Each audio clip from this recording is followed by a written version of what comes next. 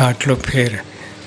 કલ્યાણને માર્ગે એટલે બુદ્ધિનો દોડ, બુદ્ધિ એને કુમાર્ગે લઈ જાય છે, એને ખબર પડતી નથી કલ્યાણ ક્યાં કેવી વસ્તુ છે. અને બીજો બધો બધા મોટા ખોટ કાઢે એનું શું ઉપયોગ છે? મોટા આપણે કોઈમાં ખોટ કાઢી રાખીએ તો એમાં તમને તો ખોટ જ છે, અને બીજાને તો કંઈ એને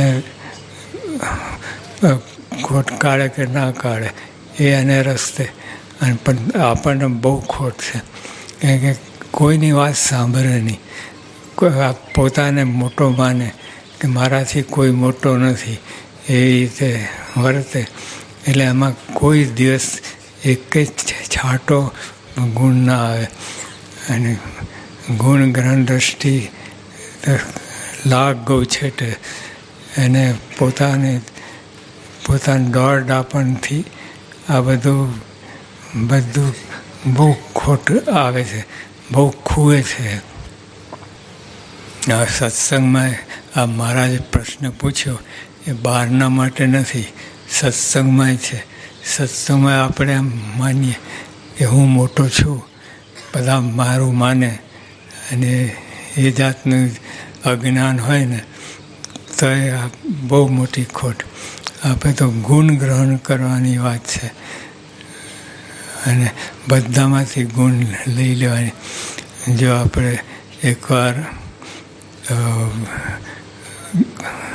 ગૌતમ બુદ્ધ જતા હતા રસ્તે, અને પછી એક મરેલો ગધેડો જોયો તો બધા ખોટ કાઢવા લાગ્યા. આ ગધેડો આવો ક્યાં વચ્ચે પડી ગયો, મરી ગયો બધું. પણ ગૌતમ બુદ્ધે એના દાંત જોયા અને કહ્યું કે એના દાંત કેટલા સુંદર છે. જો બધી વસ્તુમાંથી એમ ગૌતમ બુદ્ધે આ દૃષ્ટિ રાખી. એટલે શ્રીજી મહારાજ પોતે જ વાત કરી, દત્તાત્રેયની જેમ ગુરુ કર્યાની ટેવ હોય, એટલે બધાને પોતાથી અધિક માને. તો એ જો આપણે અવગુણનો ઢગલો છે અને ગુણનો ઢગલો છે, અને ત્યાં વચ્ચે છે, પછી એક અવગુણ લીધા રાખીએ બધામાંથી તો શું થાય? અવગુણનું ભંડાર, અવગુણનું કોઠાર, અવગુણનો દરિયો થઈ જાય તમે. અને ગુણ બાજુ બધામાંથી એક ગુણ ગ્રહણ, એક જાજુ નહીં. એમાં 100 ગુણ હોય તો એક જ ગુણ ગ્રહણ કરે, એક તો આપણે ઢગલો થઈ જાય ગુણનો. એટલે ગુણ ગ્રહણ દૃષ્ટિ રાખવી, અને એમાં ખૂબ લાભ છે. અને અવગુણ શું લાભ? એકવાર મહારાજ બધાને જમાડવા જમતા હતા, મહારાજ પોતે પીરસતા હતા. પછી 2 સંતો પછીથી આવ્યા, મોડા આવ્યા, અને કોઈ બધી વાનગી બધી પૂરી થઈ ગઈ અને કાંઈ બાકી રહ્યું નહીં. તો મહારાજે 2 સંતોને કહ્યું કે તમે પંગતમાં ફરો અને એક વાનગી તમે જે આપે લઈ લો, ગમે હોય. તો 5-10 ભરાઈ ગયું પથ્થર, છલકાઈ ગયું, અને ઉપરથી તો જો મહારાજ કે એવી રીતે ત્યાં ગુણ ગ્રહણ કરવાની ટેવ હોય તો બધી લાભમાં થાય.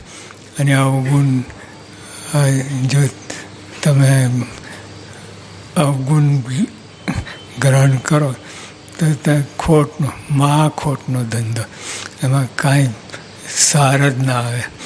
એટલે જીવનમાં ગુણ ગ્રહણ કરવાની ટેવ રાખવી. બધામાં ગમે હોય, એમાં 50 અવગુણ હોય, પણ એક જેવો તેવો ગુણ હોય ને એ આપણે એનું કામ છે.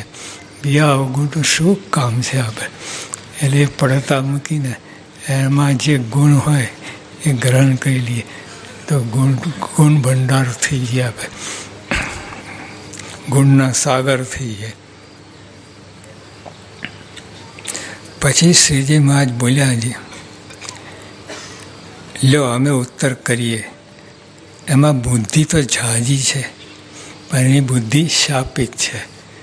બસ બુદ્ધિ ઝાઝી છે, ઘણો ઢગલાબંધ બુદ્ધિ છે, પણ શાપિત છે. જો આપણે મારે આગળ વાત કરે છે. પછી શ્રીજી મહારાજ બોલ્યા છે, અમે ઉત્તર કરીએ છીએ. એમાં બુદ્ધિ તો ઝાઝી છે, પણ એની બુદ્ધિ શાપિત છે, એટલે એની બુદ્ધિ દૂષિત છે. દૂષિત થવાનું કારણ મારે બતાવે કે ભગવાન અથવા ભક્તના અવગુણથી બુદ્ધિ છે, પણ મહારાજ વાત કરે માટે કલ્યાણ માર્ગે ચાલી શકતું નથી. જેમ સુંદર ભેંસનું દૂધ હોય, તેમાં સાકર ઘોરી હોય ને તેમાં સર્પની લાર પડી એટલે સાકર ને દૂધ એ ઝેર થયું. પછી તેને જે પીએ તેના પ્રાણ જાય. તેમ બુદ્ધિ તો જાય છે, પણ એને કોઈ મોટા સંતનો અથવા પરમેશ્વરનો અવગુણ લીધો છે, તે અવગુણરૂપ દોષ એની બુદ્ધિમાં આવ્યો છે. તે સર્પની લાર સરખો છે, માટે તો કલ્યાણના માર્ગે ક્યાંથી ચાલે. મહારાજે વાત કરી આપણે આ સુરતી દૂધપાક. યોગી બાબા કહેતા કે એમાં પેન્સિલ ઊભી રહે, પડી ના જાય, એટલે એટલો ઘટ સુરતી દૂધપાક. પણ 2 મણ દૂધપાક હોય અને જરાક સર્પ સાપની લાર પડી અંદર, બધું ઝેર થઈ જાય, ટોપ ટુ બોટમ, તરિયાથી લઈને ઉપર સુધી બધું ગમે ત્યાંથી કાઢો ને તમે એ ઝેર જ છે. તે આટલું સુંદર દૂધપાક પણ થયું શું કે એમાં, એટલે એ દૂધપાક કોઈ પીએ, બીજો કોઈ વાંધો ના હોય, પણ ખાલી એના પ્રાણ જાય, બસ આટલું જ થાય. પણ ગમે ત્યાંથી લઈએ એટલે જે શાપિત બુદ્ધિવાળો છે, બુદ્ધિ ઘણી છે બધી, દૂધપાક જેટલી બધી ઘણી બુદ્ધિ છે. સારો દૂધપાક હોય, પાન એ દૂષિત થઈ ગઈ, એટલે ભગવાન અને સંતના અભાવ અવગુણમાં પડ્યો, એ બુદ્ધિ એની બગડી ગઈ. એટલે પછી એનો સંગ કરે એની પણ બુદ્ધિ, એની બુદ્ધિ બગડે. તેવાનો સંગ કરવો જ નહીં. સંગથી આમ શ્રીજી મહારાજે જબરજસ્ત વાત કહી